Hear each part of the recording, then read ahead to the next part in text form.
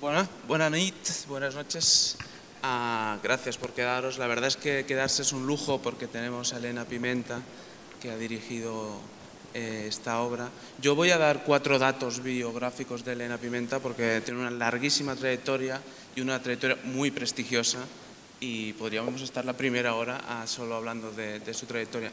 Ella estudia filología en Salamanca, pero es en Rentería, en Euskadi, cuando investigando precisamente entre pedagogía y teatro, empieza a descubrir que más allá del rigor de la literatura, el teatro también es vida. Y allí funda primero una compañía también de investigación, primero amateur, Atelier, que poco a poco le va pidiendo más tiempo y más tiempo y más tiempo, y da el salto definitivo al teatro profesional, y esa compañía Atelier se convertirá en una compañía que ya se ha convertido en una compañía mítica en España, que es UR. Con UR recorren prácticamente todo el mundo. Allí empieza a romper todos los estereotipos de lo que se creía que era el teatro clásico. Allí profundiza, entre otras cosas, en Shakespeare, y en 1993 recibe el Premio Nacional de Teatro, entre muchos otros galardones que ha recibido. Es en 2011 que es nombrada directora de la Compañía Nacional de Teatro Clásico, y algunas de las obras que ha dirigido pues ya forman parte ya del panorama del teatro español. La vida es sueño, una versión muy especial que si la habéis visto seguro que no olvidaréis. La verdad sospechosa, El alcalde de Zalamea, y ahora La dama duende. Yo quería, aparte de agradecerte que nos acompañes durante este rato, poco a poco los miembros de la compañía se irán sumando, y al final también os dejaré la palabra para que le preguntéis a los actores o a Elena, pero quería, aparte de agradecerte que compartas este rato con nosotros, empezar preguntándote por esta comedia que es tan original y es tan extraña, porque de alguna manera combina los códigos de lo que se ha llamado la comedia palatina, la que ocurre en un palacio, y de la comedia urbana, la que ocurre fuera de palacio. No sé qué rareza tiene esta comedia que te trajo de Lope. Sí, bueno, en principio muchísimas gracias por esos piropos y ese recorrido así veloz, pero que me hace pensar en un camino que ha sido verdaderamente agradable y hermoso, y que todavía tengo la suerte de poder recorrer, en este caso con nuestros clásicos del siglo de oro y en la compañía. Verdaderamente es una comedia muy peculiar, muy original.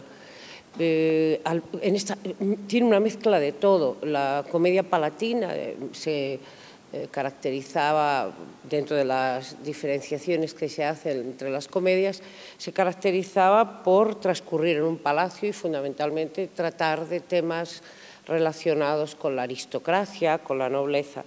Y, sin embargo, la comedia urbana suele desarrollarse más en las calles y tener que ver con personajes más bajos, seguramente.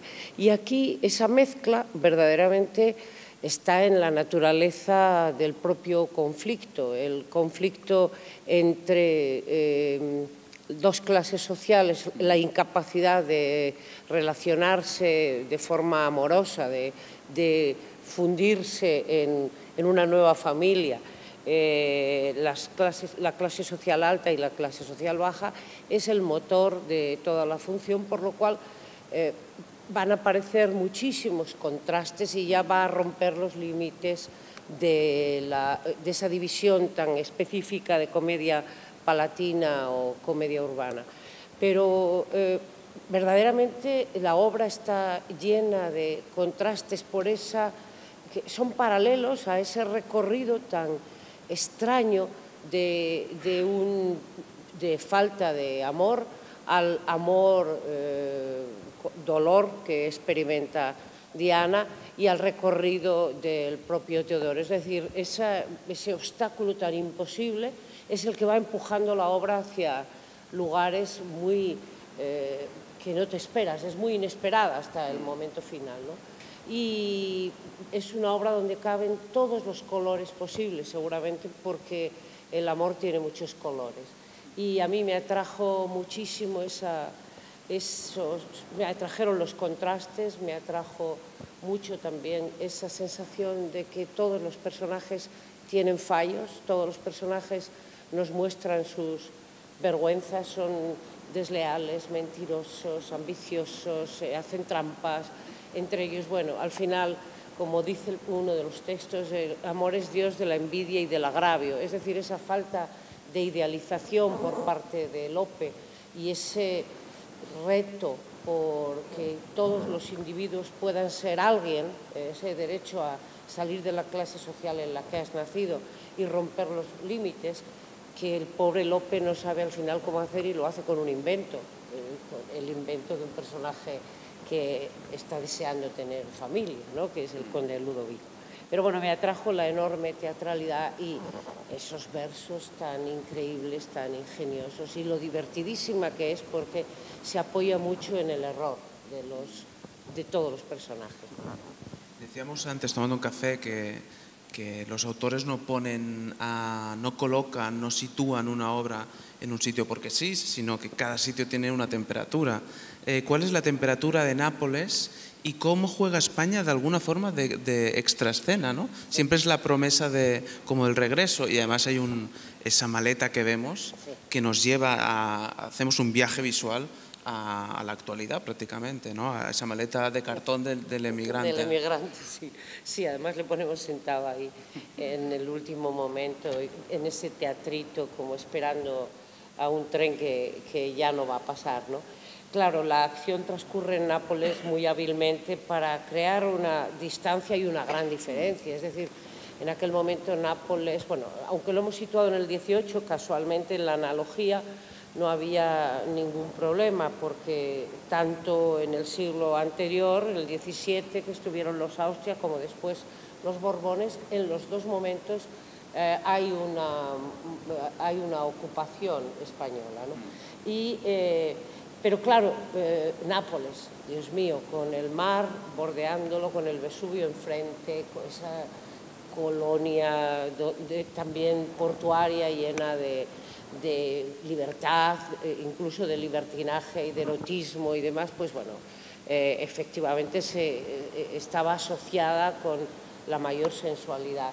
Y constantemente me tengo que volver al origen porque me estoy aventurando demasiado en la búsqueda y estoy entrando en el peligro, ¿no? Hablemos un poco cuando entren los actores podemos preguntarle cosas que han trabajado desde el cuerpo, pero el personaje de Diana, el subrayado que haces, ¿no? Porque es un personaje que ha pasado a la historia del teatro español y los criados se lo dicen, es una loca, es una histérica, pero tú pones un subrayado que podríamos decir es una mujer, primero, que es fuerte, temperamental, y es muy empoderada, quiero decir, abre la obra con una espada y es ella quien busca a Teodoro y no al revés, ¿no? ¿Cómo has trabajado ese subrayado de una mujer que nos resulta contemporánea, profundamente contemporánea? Sí, efectivamente, bueno, me doy cuenta que estaba así, perdón. Efectivamente, a mí me encantaba El perro del hortelano, pero no podía entender que la crítica, los estudiosos hubieran dejado ya desde el principio, dado por supuesto que esta es una histérica, esta mujer es una histérica, y la histeria como una enfermedad de carácter sexual también, ¿no? Como no anda con nadie y tal. Y bueno, los estudiosos ponían mucho el acento ahí y además incluso el título, que tiene mucha guasa, pareciera que se escora un poco hacia esa zona ofensiva, es como el perro del hortelano que ni lo come ni lo deja comer. Bueno, se podría aplicar a los dos géneros, ¿no? Desde el primer momento a mí me resultó imposible contar esa historia si no me ponía de parte de Diana. Intentas hacer la biografía de parte de Diana con todos sus defectos, pero una mujer que está sola, analizas y piensas que se ha quedado sola en la familia y no se quiere casar, andan hola chicos, tiene pretendientes ricos y ella, en contra de lo habitual en la época, quiere decidir su propio destino y además está decidida, cree que puede gobernar el condado de Belflor, cosa que nadie cree, nadie, ninguno de de hecho lo comentan, ella ya está medio prometida con 2 hombres que van a poder llevar adelante eso. Bueno, para mí esto es imposible y me pongo como mujer no lo entiendo, no entiendo que eso sea ya preconcebido. Cuidado, que eso no quiere decir que no haya mujeres malas en la ficción o en la vida real, ¿no? Pero bueno, esa obviedad de juicio. Entonces, desde el primer momento, simbólicamente, en el comienzo, construimos una tormenta que esa noche, en esa casa que un hombre ha entrado, que luego es de casa, a la habitación de Marcela, que es algo que va contra el honor de Diana. También esa noche se ha producido una tormenta en los sueños de todos y esa tormenta es de carácter amoroso. Ha aparecido ahí una figura que va a movilizar todo. Para mí es, bueno, en todos los textos trato de buscar, porque hay muy pocos personajes femeninos en el teatro del Siglo de Oro, hay muchos masculinos. Y son muy fuertes los personajes femeninos, pero desde luego es obligatorio, es de ley. A mí me concierne muchísimo como para que yo lo haga, en fin, de una forma absurda o superficial y no trabaje con los actores y con las actrices en eso, ¿no? En la profundidad, al revés, en el ejercicio de libertad que supone. Y la imagen de Diana, incluso ese verde que está en las pinturas, está en Pompeya también, ¿no? Pues bueno, todo son asociaciones que vas realizando y además la actriz tiene no ha venido todavía, ¿verdad? La actriz tiene una capacidad, yo dije, hombre, a mí lo de saltar encima de la mesa me encantaría, y dice, pues ya está. Digo, no, por Dios, no, sí, y nada, todos los días lo practica. Yo siempre creo que se va a caer, pero es que lo hace para impresionar, lo de que se va a caer, pero no se cae, es imposible. Ahora le preguntaremos. Uno de los aspectos clave de la obra, y hay muchos hilos, hay muchas capas, pero es el humor, porque decíamos que es una comedia muy moderna, muy contemporánea, y te hago la pregunta a ti, pero abro la pregunta al resto de la compañía. ¿Cómo habéis trabajado los matices de su humor? Es una comedia que se escribe en 1613 aproximadamente, hace muy poco del Quijote, es el nacimiento de la ironía, por lo tanto, de un humor totalmente nuevo, pero aquí hay ironía, hay sátira, hay unos matices que supongo que al llevarlos al cuerpo es todo un desafío, ¿no? Encontrar precisamente ese color, ¿no? No sé si... Mira, Natalia, ¿no? ¿Lo vas contando tú? Sí. Bueno, hola, buenas noches. Pues bueno, claro, o sea, creo que justamente para encontrar el humor y llevarlo al cuerpo muchas veces hay que ir a la contra sin intentar mostrar la comedia, ¿no? Sino que sea el conflicto muy verdadero, y quizás lo que pasa es que se extrema, se lleva a un extremo un poco grande, y entonces es cuando lo haces un poco más grande que en la vida cotidiana, pero por una cuestión teatral, no es porque nosotros intentemos hacer de eso una farsa, ¿no? Entonces, para eso tenemos un trabajo con la compañía en el que empezamos teniendo el cuerpo muy libre, nos tiramos al suelo, Marta vuela en la mesa, otros, pues no sé, jugamos con las sillas, con el vestuario, y a partir de ahí vas encontrándote libre en ese movimiento y vas viendo que Lope escribía muy, muy inteligentemente y aparecen impulsos actuales con palabras del siglo XVII, y de repente esas dos cosas, el cuerpo y el texto, se unen y notas que hay una frescura en los cuerpos de ahora que tienen mucha relación con lo que Lope escribía, ¿no? Y es ir siempre eso, al conflicto de los personajes, nunca banalizarlos, nunca creer que porque de repente el público reaccione de una manera graciosa, que eso significa que empatizáis con nosotros, no es otra cosa que nos sentimos reflejados en el personaje, nosotros seguir a por la siguiente al conflicto, porque los personajes sufren mucho, tienen mucho punto de vista sobre ellos mismos, pero en realidad lo están pasando muy mal también. Y bueno, no sé qué más puedo añadir sobre esto. Quizá alguno de mis compañeros quieren decir algo. Joaquín, no sé. Más al respecto. Es que has dicho casi todo. Bueno, yo el único problema que tengo con lo que ha dicho Natalia es que yo esto ya de tirarme al suelo, levantarme, la verdad que me cuesta más que a ella, ¿no? Pero bueno, por lo demás, no sé, nosotros intentamos solucionar la comedia como si se tratase de otro tipo de textos, ¿no? O sea, evidentemente las soluciones de la comedia van de otra manera. Cuando hay comedia, los personajes solucionan hasta las muertes de otra manera, ¿no? Entonces, nuestra manera de trabajar los personajes es trabajar el personaje tal cual, e ir ahí y tirar hacia adelante. Luego ya la directora se va encargando, Elena se va encargando de ponernos los obstáculos y reconducirnos para otros lados y jugar mucho con el ritmo. Nosotros estamos trabajando muchísimo con Elena el ritmo de la función, realmente de todas las comedias. Y sí que hacemos un trabajo, digamos, de investigación dentro de la comedia, pero este trabajo de investigación no es un trabajo, digamos, aparte de o de laboratorio de, es un trabajo dentro del texto prácticamente.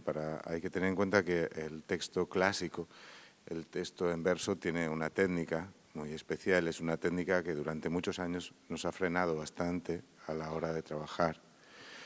Y ahora creo que estamos superando esa barrera del freno de la regla, de la técnica, para abordar el personaje desde el lenguaje e intentando que la técnica sea más bien, o la regla versal sea una ayuda y no un impedimento. Sí, yo creo que es muy importante ese contraste entre un lenguaje elevado, aún siendo personajes más populares en algunos casos, la estrofa, la estructura versal es una estructura difícil de manejar y ellos, lo que estamos trabajando sobre todo, por supuesto, es el texto, entramos con lupa a todo lo que aparece en el texto, lo que está escondido, y vamos asociando y trabajamos desde ahí sobre la sintaxis, sobre todo, para que el ritmo supere el obstáculo que pudiera suponer la rigidez del verso en algún caso. Y, sin embargo, incorporar el verso como impulso, como algo que va a ayudar a la diversión, ¿no? A la diversión o a la expresión muy clara. Pero ellos tienen que hacer un esfuerzo físico extraordinario. Y en esta obra es muy gracioso trabajar sobre las vergüencitas de cada uno. Es decir, es lo que comentaba Natalia, ¿no? Pues, Natalia trabaja sobre su parte, el contraste entre la parte más Mari que tiene ella de ¿qué? ¿Te casarás conmigo? Trabaja así. Y bueno, todos se atreven a reírse un poco de sí mismos, de lo que les concierne como personajes, de lo que ocurre en la obra. Y cuando estás libre, riéndote de ti mismo, no quieres imponer a nadie nada, sino hacerlo de una forma muy abierta y muy generosa, sale esa facilidad, ¿no? Con otros recursos que tiene, desde luego, la obra, que tiene muchísimos en el lenguaje, la repetición, los juegos de palabra, la concatenación de escenas también es apasionante. Aparece una escena muy lírica y de repente todo lo contrario, ¿no? Pues todo eso provoca mucha risa y desde luego el abordaje es desde la diversión y desde el rigor, pero con mucha alegría. Lope cree profundamente en la palabra como catalizador de la acción, y en esta obra lo vemos especialmente como el espectador viaja absolutamente con un monólogo, ¿no? Es capaz de viajar. Si es el 1613 que hace esta obra, solo hace 4 años que ha escrito su ensayo sobre cómo hacer una comedia nueva. Es un momento donde hay muchos paralelismos con Shakespeare, que tú conoces bien, porque has levantado 14 obras, me parece, de Shakespeare. En Shakespeare también vemos ese juego de metaficción, de teatro dentro del teatro. ¿Qué está pasando en ese momento concreto para que los más grandes incorporen el teatro dentro del teatro. Hay como una... Se cree en la ficción como revulsivo de la realidad. Aquí es la forma de solucionar el problema, ¿no? Sí, sí. Yo estoy convencida de que el teatro en la época de la que hablamos, sobre todo ese siglo, finales del XVI, comienzos del XVII, estamos, bueno, Shakespeare ha arrancado ya, me parece que es 1590 que escribe Romeo y Julieta, Sueño de una noche de verano, en las primeras obras, Comedia de las equivocaciones. Evidentemente, la forma de ficción elegida es el teatro, porque evidentemente no tiene mucha tecnología. La palabra es capaz de crear todos los paisajes y vamos viendo paisajes emocionales, paisajes físicos y, desde luego, jugar con el corazón y con la cabeza del espectador, porque es muy curioso, tanto en Shakespeare como en Lope, en Calderón también, una de las formas, de las figuras de dicción más habituales es la antítesis. Es decir, ahí está el conflicto. Todo el tiempo están jugando con palabras antitéticas para provocar contraste, ¿no? Y era curioso, yo creo que era el teatro era el espacio de encuentro fundamental, además de clases sociales diferentes, por supuesto hombres, mujeres, clases sociales distintas, cada uno en su territorio, y el público tenía una imaginación que no tenemos ahora, estaba muy desarrollada, esa intuición casi, creo que se asociaba el teatro con la magia en esa época, como la magia de creerse lo que estaba pasando allí, porque en todo caso ahora ponemos luces y ponemos unos decorados más específicos, pero en aquella época había que apelar a la imaginación constantemente. Y es impresionante que el público no solo lo tenía como elemento de diversión, sino era también donde se contaban la actualidad. Se contaba la actualidad, se contaban historias. En La Tempestad de Shakespeare se habla de algo que ocurrió con un barco que se perdió en Virginia. En fin, la gente encontraba el lugar para pensar, el lugar para divertirse, el lugar para encontrarse y para imaginar. Y eso lo convoca el texto, todas las figuras de edición y el ritmo tan increíble. Y esa imaginación tan especial del espectador, a mí me encanta cuando aquí nos lo creemos, ¿no? Pero contaban el mundo como se concebía como el gran teatro, como dice Calderón también, ¿no? El mundo se vivía así, cuando el hombre pasa a ser el centro del universo y ya no es Dios, es el ser humano, empieza a verse la vida como teatro. En cualquier caso, que Calderón incluso mezcla ficción y realidad, ¿no? Esto de no saber muy bien. Yo es que, ¿sabéis qué me pasa? Que yo casi ya lo veo así. Yo ya tengo un lío, a veces que no estoy segura.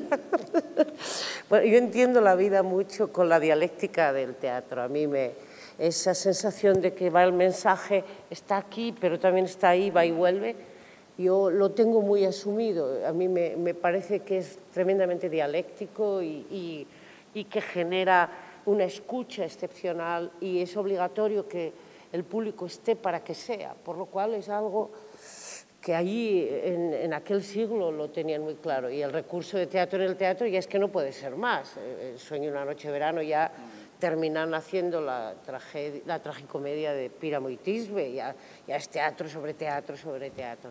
Y es un recurso muy gracioso. Aquí no es que esté absolutamente especificado en el texto, pero se va viendo, terminamos en ese lugar donde hay unas candilejas porque Tristán ha inventado esa historia de ese padre, ¿no? Bueno, la imaginación al poder. Y hay un velo y hay un desvelo, por supuesto, en ese juego.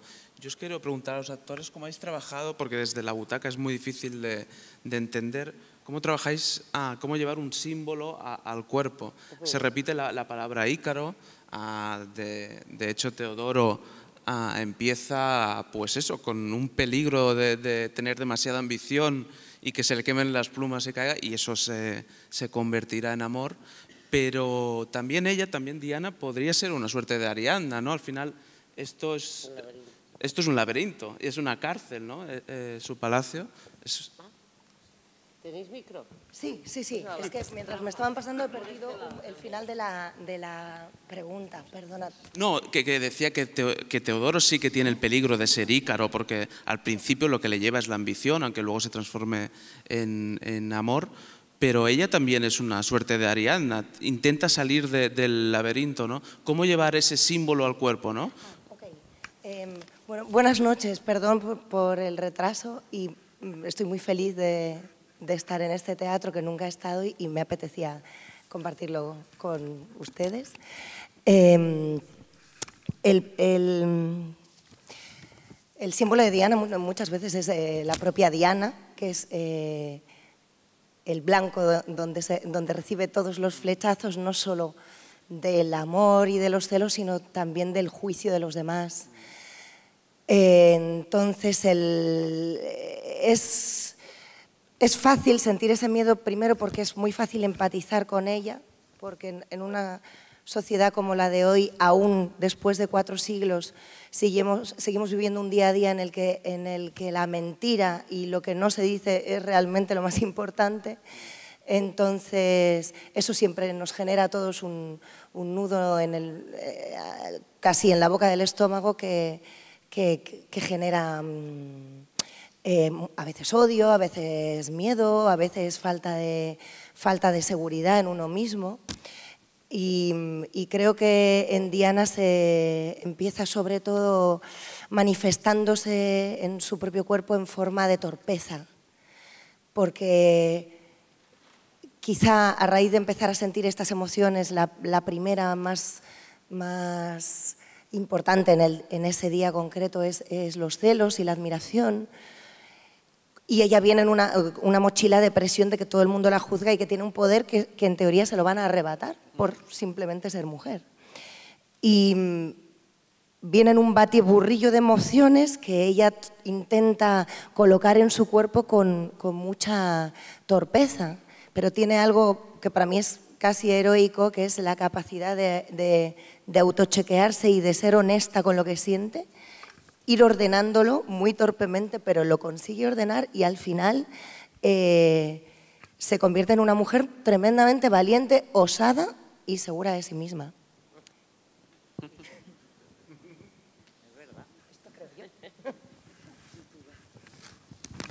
Hola, bona nit. Yo lo que intento es no llevar ningún símbolo a ningún cuerpo. Quiero decir, lo que yo intento cuando trabajo es centrarme en el texto. Primero, el texto, leer el texto, todo está en el texto, todo está ahí, lo que pasa que para mí es difícil descubrirlo. Entonces, una vez que empiezas a descubrir ese texto y que empiezas a ver la acción del texto, el cuerpo se pone en marcha. Y algunas veces el cuerpo es muy listo y se pone antes que la palabra. Entonces, para mí, el kit de la cuestión es desentrañar el texto y qué es lo que el personaje necesita y para qué hace lo que hace. Una vez que te pones en el camino y empiezas a improvisar sobre eso, el cuerpo va y te descubre cosas que igual no esperabas, ¿no? Hemos dicho que Diana está luchando contra los prejuicios que le han impuesto el honor, pero hay un personaje fundamental que es Marcela, que es la otra cara del espejo, que de alguna forma representa un cierto estoicismo, ¿no? Porque es una resignación, pero es una resignación digna. Se acaba casando con Fabio, pero no se siente humillada, ni mucho menos, ¿no? ¿Cómo se trabaja ese tipo de resignación digna? Pues... Ella acaba feliz en la obra. Bueno, creo que hay algo que ahí evidentemente siempre se entra un poco en conflicto cuando quieres defender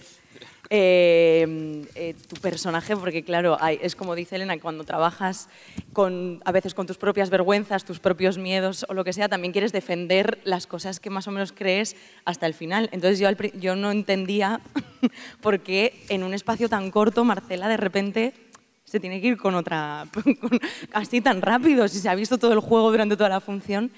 Pero bueno, sí que hay algo que trabajando y hablándolo varias veces hablamos de estas que creo que hay algo que está en mí también, de esta cosa del optimismo, de seguir hacia adelante sí o sí. Y ella, cuando le están viniendo las circunstancias, que esto lo dialogamos mucho, porque es verdad que es un final un poco difícil de justificar, ¿no? Pero sí que había algo de, bueno, cuando tengo las herramientas y están pasando en el presente las cosas, voy a luchar con todo mi ser para que se solucionen, pero una vez que veo que ya no puedo hacer nada más, que no depende de mí, que ya no hay nada que Marcela puede hacer, voy a asumir lo que viene. Y además le viene este final inventado de Tristán en el que se encuentra que Teodoro tiene un rango superior a ella y es donde yo me apoyo para decir, es que ya no tengo nada que hacer, ya no depende de mí y Fabio está muy bien. No, pero sí que hay algo que es verdad que bueno, que se asume con esa dignidad, ¿no? Y lo hemos trabajado mucho, sobre todo en el monólogo del final, cuando le habla a Teodoro, cómo se habla con dolor, sin querer herir, pero a la vez diciendo lo mucho que te quiero, quedo vengada de ti, vengada quedo de ti, porque olvidaré vengada, que el amor olvida así, dice ella. Claro, yo al principio ponía esta cosa mía fuerte de te echo la bronca, y ahí lo reconducimos un poco para que Elena me decía, bueno, háblale desde otra madurez, ya has aceptado que se va. Y claro, eso es todavía más doloroso, ¿no? Cuando asumes desde la tranquilidad dejar ir. Y creo que todavía me quedan unas cuantas funciones para seguir descubriéndolo porque todavía hay días que me voy hacia un lado en el que no quiero dejar que se vaya y pongo fuerza. Pero bueno, este es el trabajo bonito de asumir el personaje desde ahí, entender esa madurez, ¿no? Es que es, bueno, lo que ha dicho Elena, que aprendes de la vida con los personajes y hay partes cuando se acaban los procesos o cuando estás en medio que te acabas descubriendo cosas tuyas que de repente has aprendido porque has pasado un proceso vital con el personaje, ¿no? Y bueno, Marcela es verdad que ahí tiene esa capacidad de aceptación y espero aprenderla yo en mi vida. Muy bien. Yo creo que es el momento de abrir preguntas. Yo, si no, os interrogo toda la noche, ¿eh? Y nosotros también seguimos aquí. No sé si alguien quiere hacer algún comentario, alguna pregunta. Tenemos un micro por aquí. Mientras os la pensáis, yo sigo haciendo alguna pregunta, ¿eh? Pero también quería preguntar sobre el personaje de Tristán, porque él en algún momento se muestra como, se quita importancia, al final es el criado del secretario, pero al final resulta que es el más sabio, ¿no? Tiene como una sabiduría ancestral que lo desmonta todo, ¿no? No sé cómo... Bueno, no sé. Ahora se va a poner en ese personaje. No, hay algo sí en Tristán que es...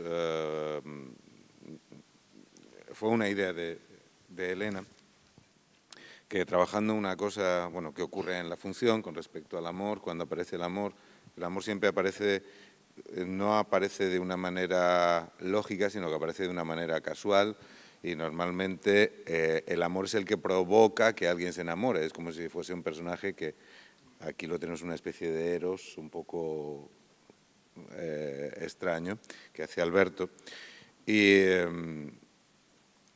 y Tristán lo enfocamos desde ese otro punto también de hacer una especie de demiurgo, no Dios, pero sí estos personajes que aparte de ser lacayos tienen esas potencias para conseguir transformar las cosas. Él necesita transformar las cosas para que todo esté bien y que todo esté bien es que su señor esté bien. Ninguna de las mujeres que desde el principio de la función, ninguna de las mujeres de las que se enamora a su señorito le caen bien, o sea, no le parecen convenientes ninguna. Primero Marcela y luego Diana, ¿no? Pero por él, yo creo que la necesidad de que él esté bien le hace desarrollar esas potencias, ¿no? Y le llega hasta tal punto que eso para mí es, bueno, son locuras de actor que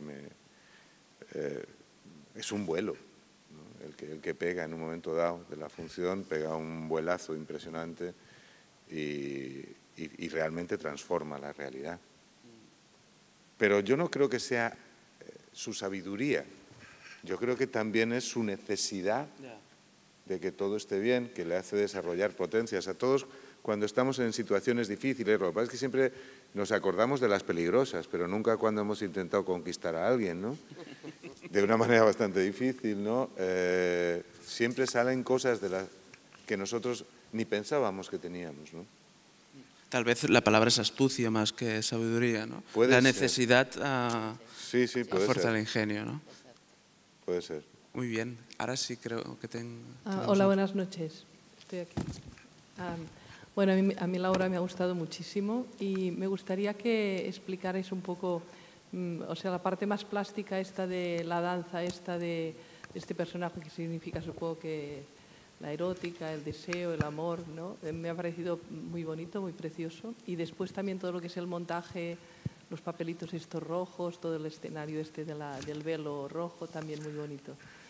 Que explicaréis un poco esto. Y luego otra cosa, a mí la obra me ha sorprendido un poco, yo ya la conocía, pero la parte está cuando toda la historia este que viene de Grecia, lo que se inventa el personaje de Tristán, ¿no? De repente parece como forzado, ¿no? Está siendo toda una situación, parece como que Lope de repente dice, bueno, como esto no sé cómo acabarlo, voy a ver por dónde me salgo, ¿no? Y un poco que me explicarais un poco por qué, no sé, qué razón hay para montarlo de esta manera. Hoy en día una obra de este tipo, si lo hicieran así, diríamos, bueno, venga, ¿no? Pero en cambio esta, pues, queda muy bien y la verdad es que la obra es muy divertida y muy interesante. Pero que comentaréis este par de cosas. Sí, con lo que respecta a la puesta en escena y al montaje, sí hay un deseo. La propia obra es como... tiene una belleza, una artesanía tan especial, es como si fuera un encaje, es hermosísima en sus palabras, en los contrastes, y había que elegir un elemento muy grande como este, que además, bueno, tiene muchas razones, pero una de ellas es la sencillez, las puertas altas y las puertas pequeñas, indicando las dos clases sociales, y era necesario construir un interior-exterior, porque, claro, salen a la calle poco, pero necesitamos en algunos momentos tener la calle. El color muy limpio, inspirado en las construcciones italianas, pero es una revisión de lo que podía haber en Milán o en la propia Nápoles, ¿no? Ahí el blanco va a ser el que, con el suelo, sin embargo, tendiendo a oscuro, va a estar haciendo el contraste todo el tiempo y nos va a permitir trabajar las sombras, que eran muy útiles en este momento. Es decir, nosotros hemos utilizado la sombra para indicar casi el día en la calle, es decir, como que el sol, siempre que estamos en la calle hay sol y vemos las sombras en el fondo. Y sin embargo, ha habido que crear interlocutores para es la obra que más sonetos tiene de todo el siglo de oro. Entonces el soneto es una forma tan especial y tan compleja a la vez, que necesita un interlocutor. Entonces aparecieron dos grandes interlocutores. Por un lado, el personaje de Alberto, ese Eros, la personificación del amor, pero no vestido de niño tan idealizado, sino algo más bruto, más complejo, más oscuro en muchos momentos, ¿no? Porque de momento arranca de los celos de Diana. Entonces, bueno, la armonía en las formas es algo que, en fin, en todos los montajes a mí me interesa mucho y trabajo con la gente en esa línea. El rojo yo creo que ya es una manía. Los pétalos que llueven está asociado con uno de los sonetos que dice Marcela, árboles son amores desdichados a quien el hielo marchito floridos. Entonces, bueno, caen en un par de momentos como una especie de lluvia que efectivamente se han marchitado y han caído, pero tiene que tener el color rojo.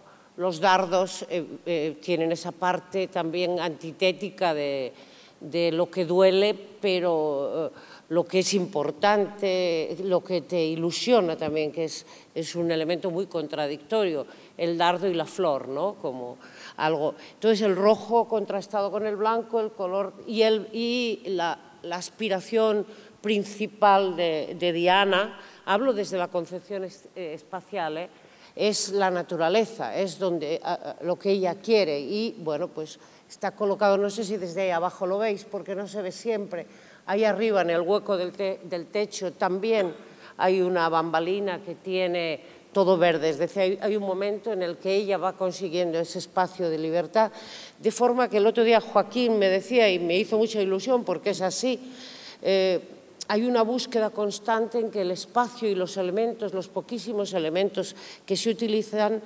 ayuden a contar las propias metáforas de la obra y hagan una dramaturgia constante para clarificar. En ese sentido está también la sombra que utiliza el pensamiento de Teodoro, que se ve a sí mismo como muy gigante. Son cosas muy obvias, muy sencillas, pero muy teatrales. Es un foco que hay ahí, él se ve gigante y eso al actor le permite concretar mucho más y sobre todo al espectador en medio de un lenguaje a veces muy complejo, ir hilando muy bien la búsqueda que hacen los personajes. ¿Y qué más puedo decir? Las puertas, pues las puertas pequeñitas son las de la clase baja, las puertas altas son las de la clase alta. Y fue absolutamente necesario construir esta especie de palacio con su agujerito arriba, porque el conflicto principal de la diferencia de clases no es tan fácil de asumir para nosotros. A día de hoy, pues no es, o sea, es un obstáculo, evidentemente, pero no es un obstáculo para que se junte.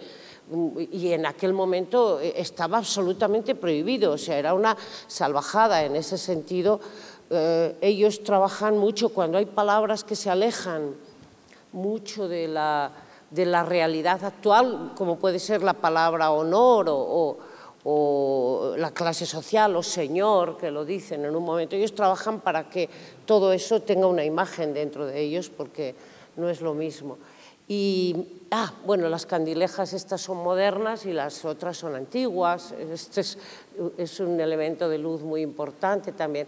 Entonces hay un trabajo muy, muy exhaustivo realmente, inspirado en toda la poética del propio Lope, que trata de ser muy funcional. El juego de puertas es el juego del laberinto de ella, evidentemente, y después que va encontrando el verde, que es la naturaleza. Todo eso está meditado previamente, se buscan las soluciones. Por aquí está también nuestro director técnico de la compañía, o me pareció verle antes. Anda por ahí arriba.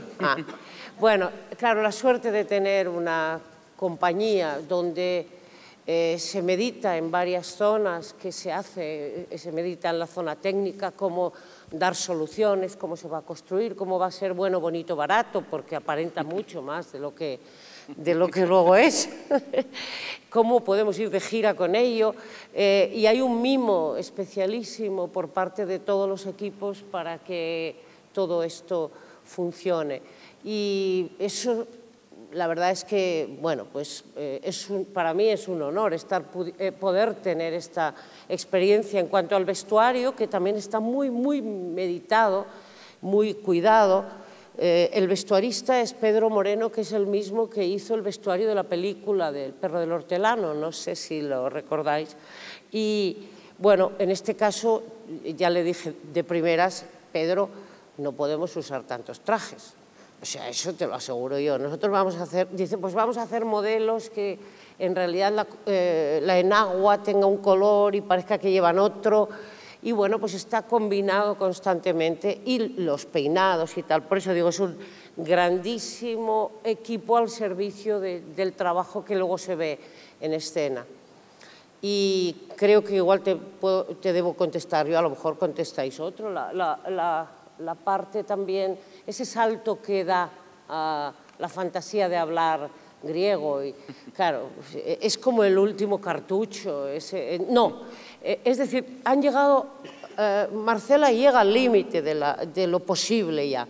La realidad es, tú eres una criada y tú no, el otro se va a ir con ella y tú ya no puedes hacer nada. Ella acepta el rol que la vida le ha dado, ¿no? A diferencia de Diana, paradójicamente, que lo hace al revés.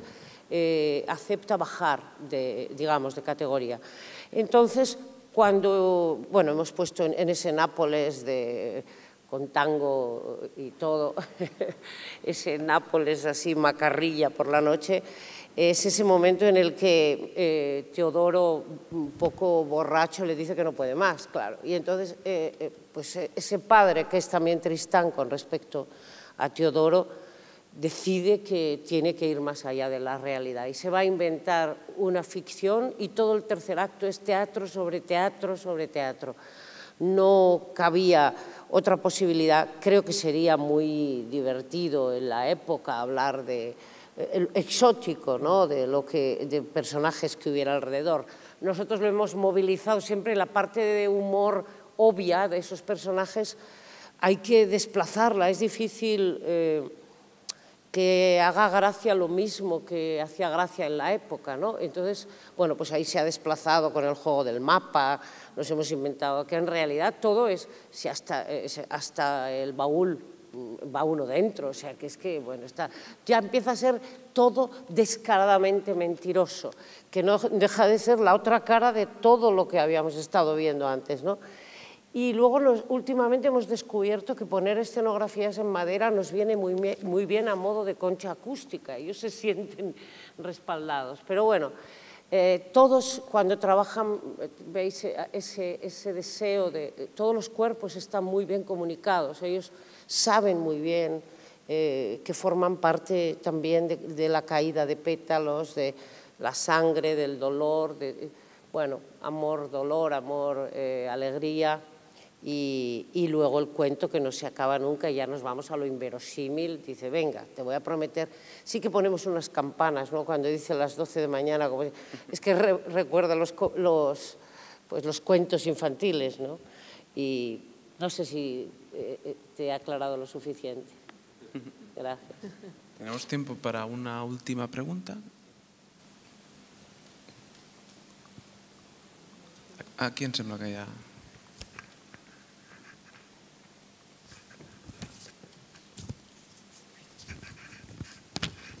Yo tenía dos preguntas muy cortas. Una es, ¿por qué la adaptación al siglo XVIII, si hay un motivo, ¿no? Aparte de la indumentaria?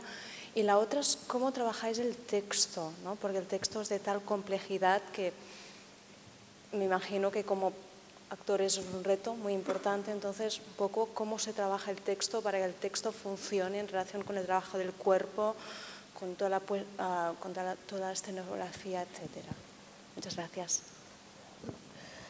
Mirad, a ver, os toca a vosotros lo del texto, ¿no? Nuria.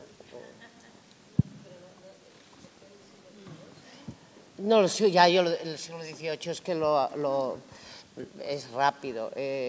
Bueno, pareciera que esta mujer, son dos siglos que están en cualquier caso emparentados en algunos aspectos, como es decir, los conflictos se mantienen, o sea que la analogía era fácil. Quizá el acercarlo ha sido la necesidad de decir que ese conflicto, sobre todo los conflictos de género que hay en la obra, se siguen repitiendo siglo tras siglo, ¿no?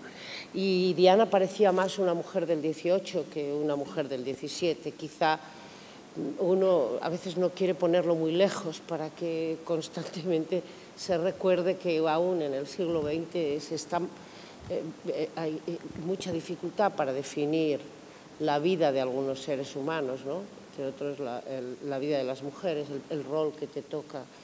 Y bueno, ese fue un desplazamiento intentando ampliar el significado un poco más y desde luego llevarlo a un territorio que en el XVIII permitía un lenguaje, pues desde meter el piano, que aún en realidad es el clave el que funciona en esa época, pero nos adelantamos un poco con la intención de que el piano ayudara a construir, es que son tantas capas, las diferencias, los diferentes ambientes, con un solo instrumento, contar los diferentes ambientes que hay en la función, ¿no? Ayudar a crear esas atmósferas emocionales y demás.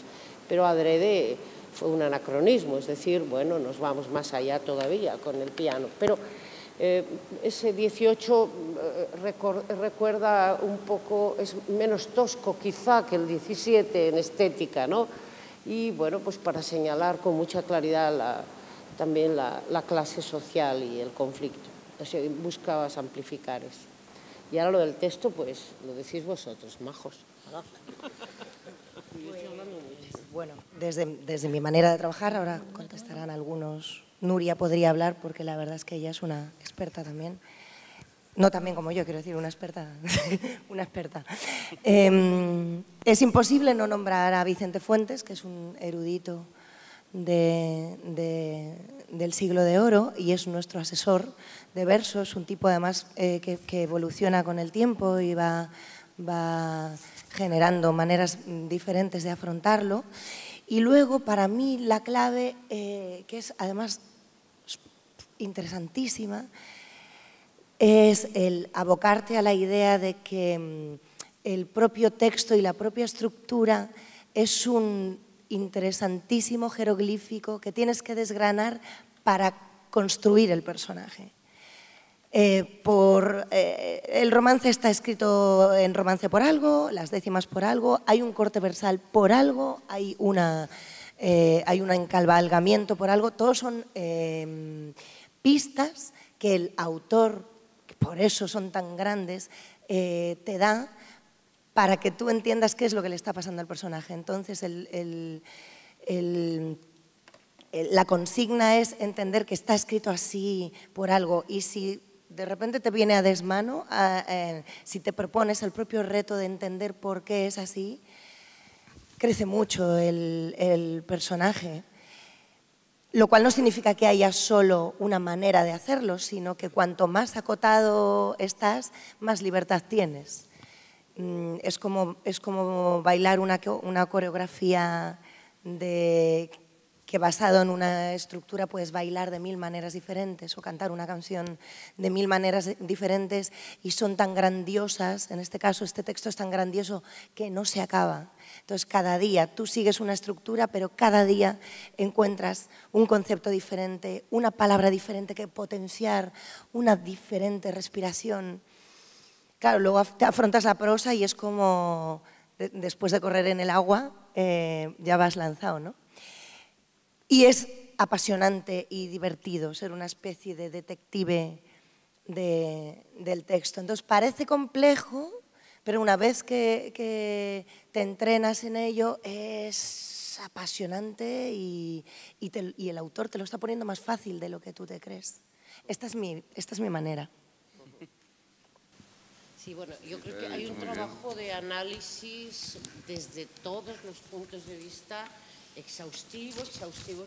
Es decir, se marcan intenciones, se marcan conflictos, se señala todo aquello que haga que la palabra sea habla y sea vida y que le corresponda a un ser humano. Y además que sea belleza, es decir, que no se cotidianice. Y es una tarea que ellos resuelven trabajando muchísimo. Vicente es el asesor de verso, pero luego ellos tienen que hacer un trabajo ímprobo, porque Vicente sin las claves de las intenciones no sabría, o sea, la obra tiene que llevar una línea.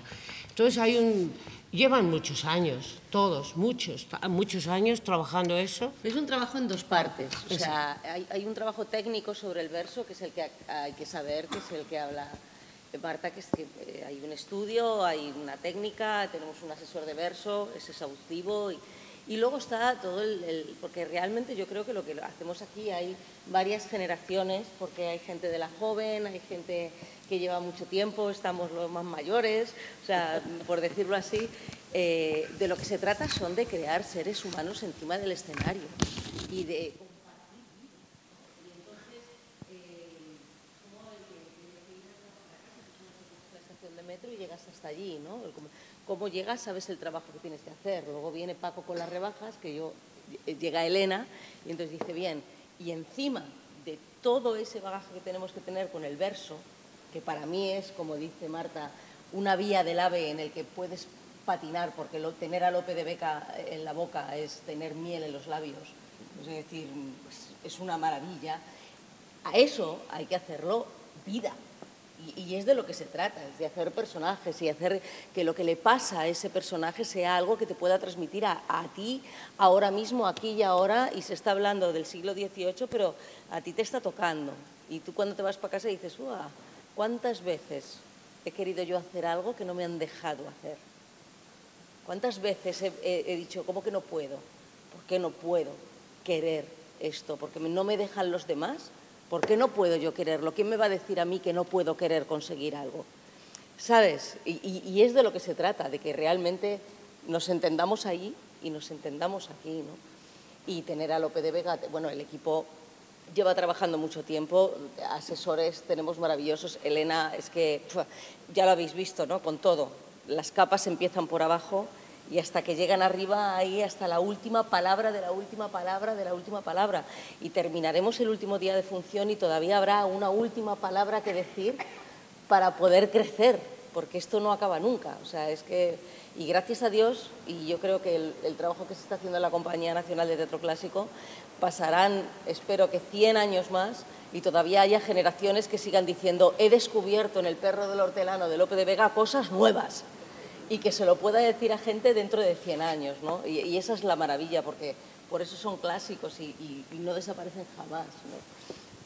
Preparar una obra de este calibre, ¿cuánto tiempo tiene? Uy, pues yo creo que... No hemos acabado.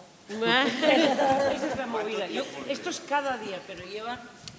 Lo primero, y lo han dicho, claro que hay gente en el equipo del perro, hay gente de distintas generaciones del clásico, ¿no? Los más veteranos, la reciente incorporación, que es Aleix, que viene de la joven, Natalia también procede de la joven, Álvaro también, en fin, bueno, y después están los... Fernando, que estuvo también en la peli del perro del hortelano y entró con nosotros. Hay una tradición de conocimiento de la palabra muy grande. Por un lado la técnica, por otro lado son actores muy preparados como actores también, es decir, están beneficiándose de todas las técnicas de interpretación del siglo XX y XXI, ya no, y estamos uniendo, digo que todo eso está antes. De manera que cuando empezamos, estamos haciendo esta y hemos hecho otra en el medio, por lo cual no acaban nunca de darle vueltas, de estudiar. Yo creo que a mí me lleva, de trabajo previo unos 6 meses, pero horas al día no lo sé, porque eso es, como también estoy dirigiendo la compañía y voy a muchos sitios, pues seguramente es por la noche. O sea que me ocupa todo, Ellos, pues yo estoy segura, estoy hablando previo a todo el comienzo. Yo creo que ellos 2 o 3 meses con su texto, analizándolo, estudiándolo, llegan con el trabajo aprendidísimo y cada uno tendrá con el texto aprendidísimo y muy analizado. Siempre hay propuestas, muchas, siempre. Después solemos hacer, y nos ha ido bien, un taller meses antes para ir pactando, porque si trabajan solos, pues cada uno vería su personaje y la obra no se podría contar. Pactamos en esos talleres, que a veces pues en este tuvieron trabajo de coro, porque era una obra que había que trabajar muy juntos, ¿no? Entonces tuvieron un director de coro especial, también tuvieron un especialista en clown para hacer trabajo de comedia y tal, y fuimos pactando el lenguaje común. Y luego 2 meses y algo, ya con todo, pero nosotros ya solemos tener una escenografía sustitutiva que más o menos lo refleja, ya tenemos un story preparado, un storyboard que cuenta más o menos cómo se va a resolver los movimientos fundamentales de la obra, y cada área va entrando pero trabajamos mucho, yo creo, ¿no? En general es mucho tiempo y como ellos dicen, pues bueno, están vigilados constantemente por ellos mismos, porque se vigilan ellos, dice, esto lo he hecho mal, ¿verdad? Digo, y esa contradicción que tiene la interpretación más naturalista, que procede del 20 y 21, choca con el verso, que es una forma, una convención mucho más antigua. Y ahí es donde aparece una cosa gigantesca, porque ¿cómo van a justificar como personajes que hablan tanto? Dicen, pero bueno, pero ¿cómo se puede? Y entonces ellos justifican cada frase, lo justifican dentro en imágenes, en motivaciones, en motores, lo tienen todo, trabajan cada día y van descubriendo esa mezcla. Como veis hoy, como habéis hablado vosotros mucho antes, y yo he llegado hoy otra vez para verles, pues pero es una tarea de la que estamos muy contentos, la verdad, y Joaquín seguramente en la compañía y Nuria son los más experimentados, ya son muchísimos años y es como una herencia que nos vamos pasando de unos a otros y cada vez entran más todos los lenguajes y la manera de explicar cada uno cómo lo siente y desde dónde construye es una maravilla porque podemos unirlo todo y luego contar algo que es muy auténtico, no es real, es auténtico. Qué pesada, gracias. Muy bien, Elena, compañía, ha sido un auténtico lujo. Moltes gràcies a tots. Bona nit. Moltes gràcies.